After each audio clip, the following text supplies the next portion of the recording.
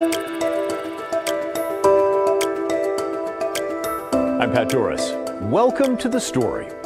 You've no doubt heard that the drug fentanyl is pretty much everywhere these days. Both overdoses and deaths are up significantly. And while we'd like to protect our kids from it, there's no denying the drug is getting into our schools. It's awful, and it's our big story tonight.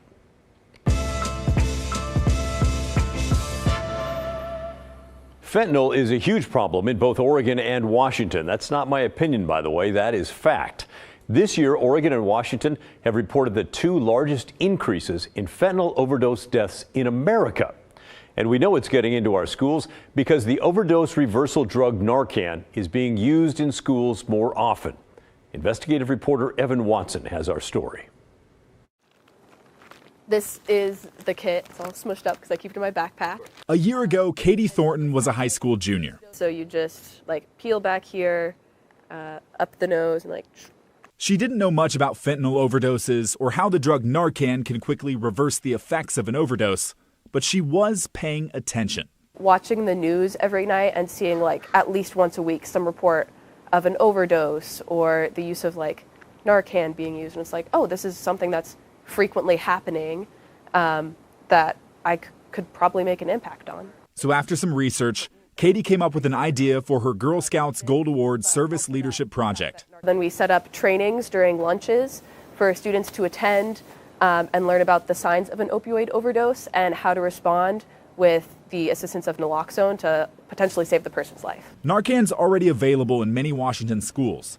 State lawmakers passed a bill in 2019 requiring most high schools to have Narcan on hand. School nurses or security officers often carry it with them. Since then, with the rise of fentanyl, some school districts have decided to expand Narcan to all schools. Nurses say they need to prepare for the worst. We're seeing that it's happening to infants, toddlers, people that are not necessarily trying to ingest drugs, and they're being exposed and overdosing. Take the Battleground School District. You can find Narcan on the wall, right next to an AED, even though they haven't had to use it yet. What's it like now seeing the Narcan box right there next to it? It's a little sombering, I think, especially if you've had any experience with someone that's overdosed. The reality is, more and more, Narcan is being used at school. The School Nurse Corps asks each Washington school district to take a voluntary survey each year. 2 years ago, school officials reported they used Narcan 6 times. Last school year, they reported using it at least 42 times. And that increase is likely an undercount. Schools are not required to report their data, and not every school district participates. Plus, there are other gaps. Last spring, a teenage girl died after overdosing in a bathroom at Hudson's Bay High School, a story that KGW uncovered. School officials used Narcan to try and save her life. But Vancouver Public Schools reported on the survey that they didn't use Narcan in the 21 and 22 school year. A district spokesperson says there's a simple explanation for that. The survey was sent out and returned in April. The overdose happened in May. It further emphasizes how schools are using Narcan more frequently than we know. Katie Thornton says that's concerning on its surface, but also shows some growth in how we're ready to respond. The fact that the rates, like you said, are going up show that it is accessible and people do know where it is to save people's lives. Katie goes to Henrietta Lacks Health and Bioscience High School, part of the Evergreen School District. Evergreen reported 2 uses of Narcan last year. The district expanded Narcan to all schools and school buses, and some staff members now carry it with them. KGW asked to get video of these Narcan supplies, but an Evergreen spokesperson said they don't want to show where the Narcan is because high school students could potentially steal it. The Longview and Vancouver school districts also reported they used Narcan 1 time last school year. I think that it is important that people are talking about it and that it is an open conversation and it's not something that should be shunned and hushed away. Katie directed 7 trainings this spring where hundreds of students, parents, and teachers learned about Narcan. She gave out 80 kits with life-saving materials. High school students, we definitely know that fentanyl is out there and that it's a big dangerous thing. And so part of what I was looking to do is make sure that they also know that there's a way to save their life. Evan joins me now. It's surprising to me that the schools are not required to report how often they use this stuff. Yeah, when you look at that Washington state law, schools are required to have Narcan on hand, but they're not required to report it in any way. And also, schools aren't given money to buy this Narcan, so that's left to fundraising organizations, donations from local health organizations, other forms like that. Now, the other aspect here, Pat, is should schools be more open about when Narcan is being used? We just talked about how it's likely underreported here, but parents, students, other people I talk to say, hey, we'd like to know when that's used in our schools. At least that creates a more direct conversation about what the climate looks like right Absolutely. It'd be a great red flag. I think they should be reporting either monthly or quarterly to the local health department. Yeah, and it's something that the reporting system could be better here as well. We talked about the Hudson's Bay case where when you're looking at that in Vancouver, that was just an issue of timing that the survey went in once and they didn't get that detail up there. But the parents that I talk to say, hey, if this happens in our school, that helps us communicate to our children that it is a big deal, that is in our school, that this is a threat here, more often than just, hey, drugs are an issue, look out for this. It feels a little more real, and I think we can all relate to that being a bit more personal, too. Absolutely. I think this is a no-brainer. It needs to be reported. Thanks, all right. Thanks, Evan. Appreciate it. Evan Watson. Moving on, around 4,000 healthcare workers in Oregon and Southwest Washington began a 3-day strike today. They're unhappy with the latest offer from Kaiser Permanente at the bargaining table. It's a table that union members say Kaiser walked away from today until the strike ends on Saturday morning. The strike here at home is part of a nationwide strike against Kaiser in what the union is calling the largest healthcare strike in the history of the United States. The bargaining process started way back in April for hundreds of positions. It includes radiology technicians, medical assistants, and housekeepers, among many others. They want better pay and more job protections. And they argue that Kaiser's, quote, bad faith bargaining is getting in the way of solving the short staffing crisis, something just about every healthcare system is dealing with these days.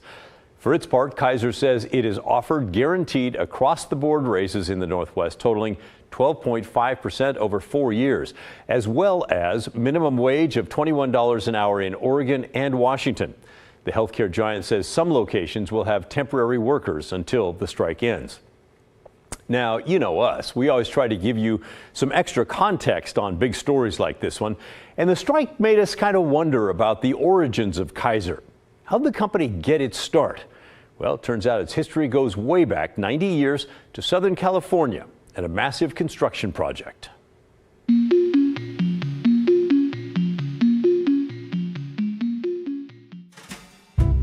According to Kaiser's official history, this doctor, Sidney Garfield, started it all way back in 1933 during the Great Depression.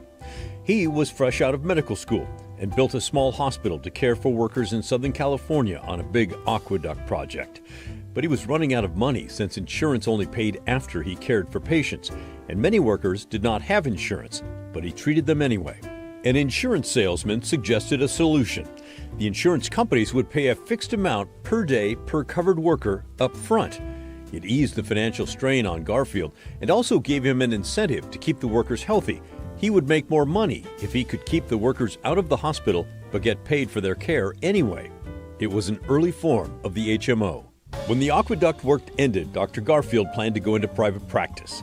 But industrialist Henry Kaiser was building the massive Grand Coulee Dam in Washington with 6,500 workers and convinced Garfield to move there and care for them. Garfield updated the local Mason City Hospital and soon began caring not just for the workers, but also their families. Since the medical plan was relatively cheap for the families, they went to the doctor sooner and avoided more serious and expensive to treat medical issues. In 1941, the dam was nearly finished, but America was pulled into World War II, and Henry Kaiser had shipyards in Portland and Vancouver and California. He needed health care for 30,000 workers there. Once again, he convinced Dr. Garfield and his prepaid health care system to join the effort. When the war ended, Henry Kaiser planned to shut the medical system down, but the Longshoremen's Union went to Kaiser and the doctors group and said if they'd keep the program going, the union would send all their members there. So, on July 21, 1945, the Permanente Health Plan officially opened to the public. Over the next 10 years, more than 300,000 people joined the plan in Northern California. In 1953, the health plan changed its name to reflect the three separate but closely connected entities it had become and still is today. There's Kaiser Foundation Health Plan, that's the insurance side, and the Kaiser Foundation Hospitals, those are the buildings, and the Permanente medical groups. By 1980, the system had nearly 4 million members and 125 hospitals and clinics in 9 states.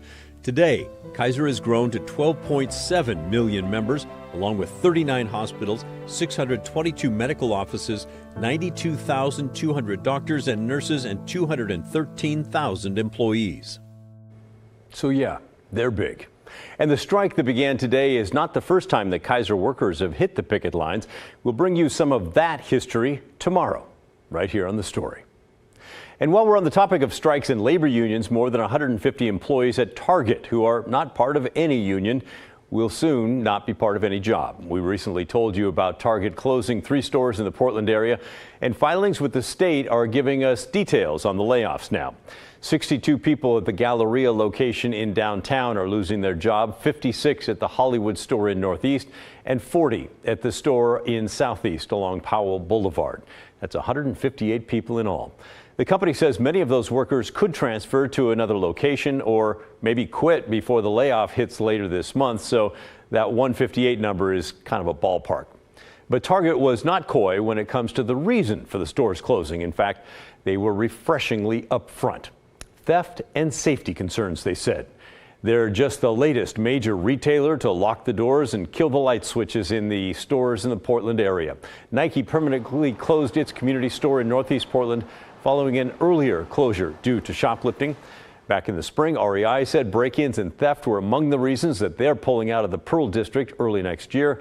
And Walmart closed its only 2 stores within the Portland city limits due to underperformance, though speculation swirled that theft and safety played a part in that as well. We first reported the Target closures last week, and our segment has gained all kinds of traction on the KGW YouTube page. Nearly 40,000 views and 750 comments have racked up in the past 8 days. A vast majority of the comments take aim at political leaders and the climate for crimes like shoplifting. Yvonne is one of them. Yvonne commented, "Pretty sad when you have to lock up your detergent.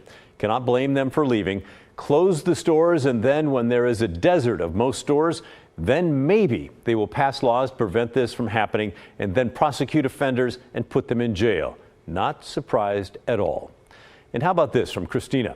Why is it so difficult for your lawmakers to wrap their heads around this? Return to law and order and start prosecuting theft like you did 30 or 40 years ago. What's the issue here? Why should the average hardworking person have no stores and conveniences in their cities because of a few lawless, rotten apples? Why does the average man and woman have to carry the consequences and the burden for someone else's bad choices? Interesting comments. If you have thoughts about Target's upcoming closures, feel free to send them our way. There are lots of ways you can reach us. You can find our YouTube video and leave a comment there, or you can email us directly. The email's thestory@kgw.com, or call and leave a voicemail. The phone number is 503-226-5090.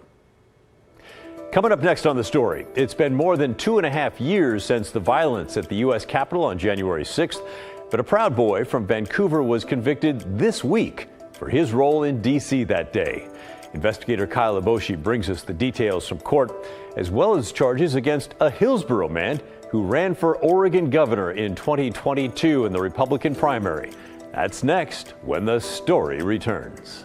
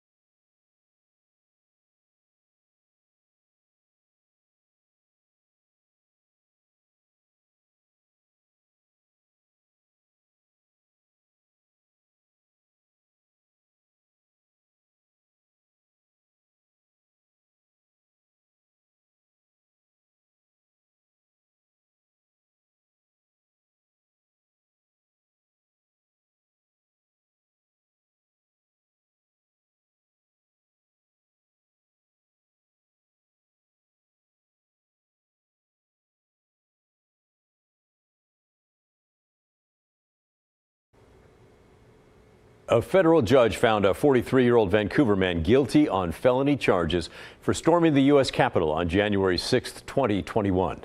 Mark Brew is a member of the Proud Boys and the anti-government sovereign citizen movement.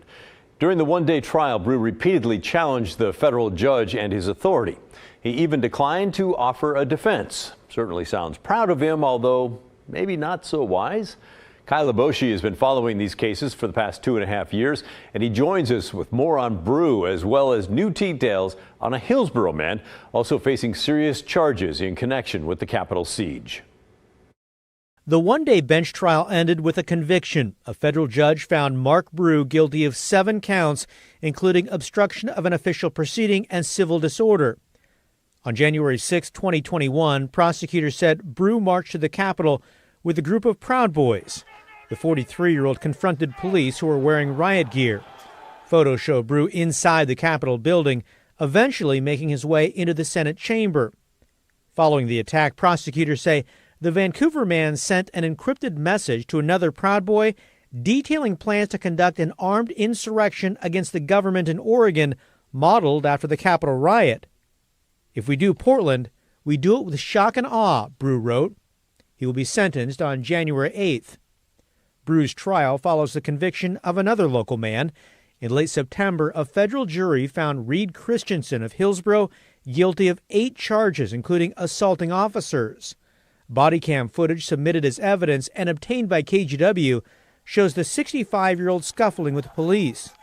The U.S. Army veteran and former Intel employee hit officers with his fist and pushed them before being pepper sprayed.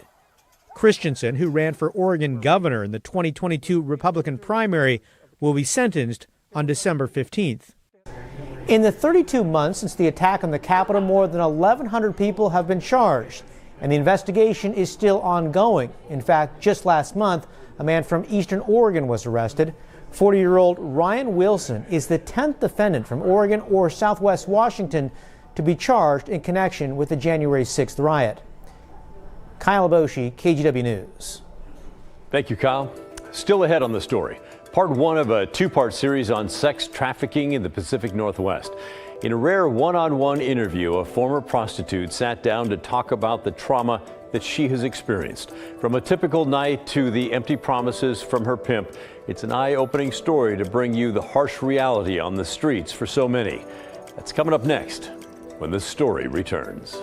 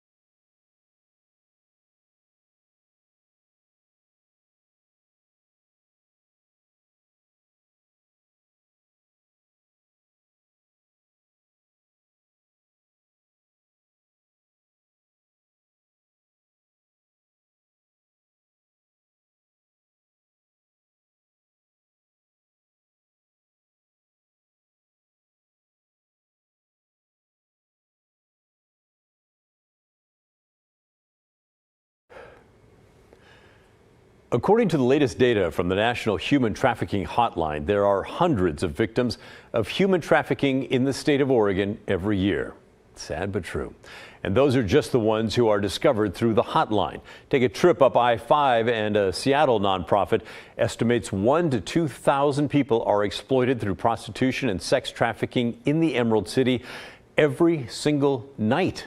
The vast majority of those victims are women. Tonight, in a special report, Joyce Taylor from our sister station sits down with a former prostitute who has survived the trauma of trafficking.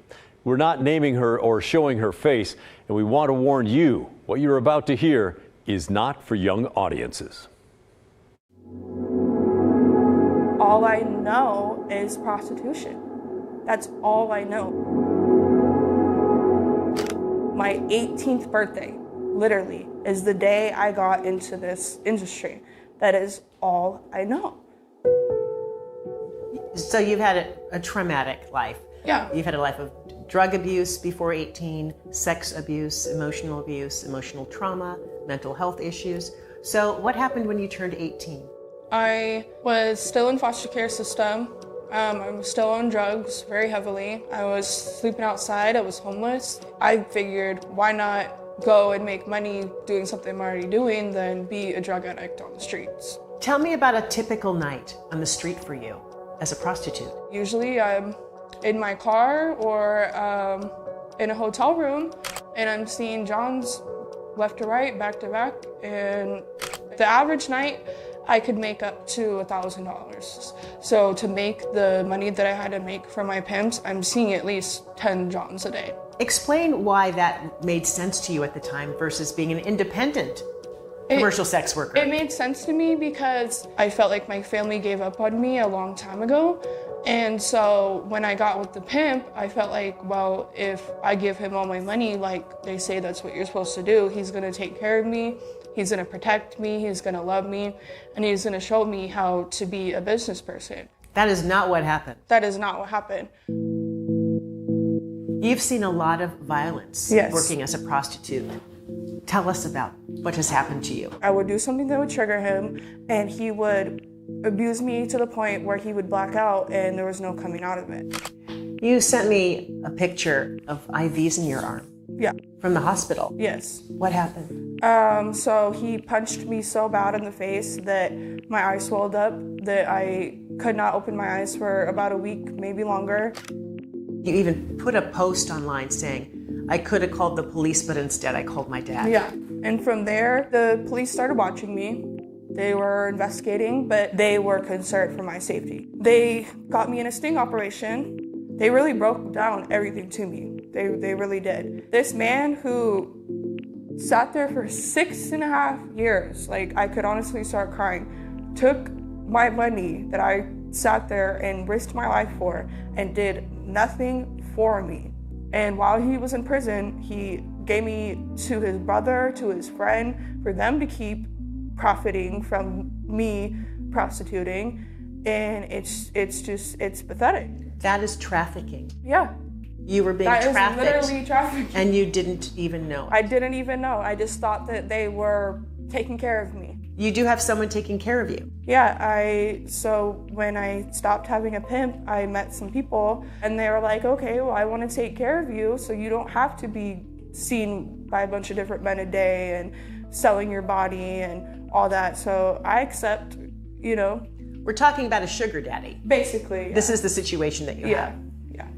In your mind, is that different than prostitution? Yeah. With a sugar daddy, you're not out just accepting money to have sex. You are giving off an experience, a persona of being somebody's companion. What's next for you? What's next for me is the exit plan. My exit plan is really hoping to have enough money of my own saved up and invest in a business, invest in myself, and not have to come back to this life. No kid wakes up at 5 years old and wants to be a prostitute. No kid wakes up and just wants to be a bad person, so. I want to stop you because being a prostitute does not make you a bad person. Yeah. You are not a bad person. Yeah. For young women who are involved in commercial sex work, prostitution, or being trafficked, what's your message to them? Don't be afraid to ask for help. Don't be afraid to walk away. The money is not worth it. Powerful stuff. And if you thought that was compelling, be sure to tune in tomorrow for part 2 when Joyce sits down with a Vice detective who describes the things he sees on the front lines. That's the end of our show. Thanks for watching. And remember, the story, our collective story, that never ends, just goes on and on. If you need a little pick-me-up after that last story, by the way, you're in luck. The good stuff is coming up next. Enjoy your night. I'll see you right back here tomorrow at 6:30.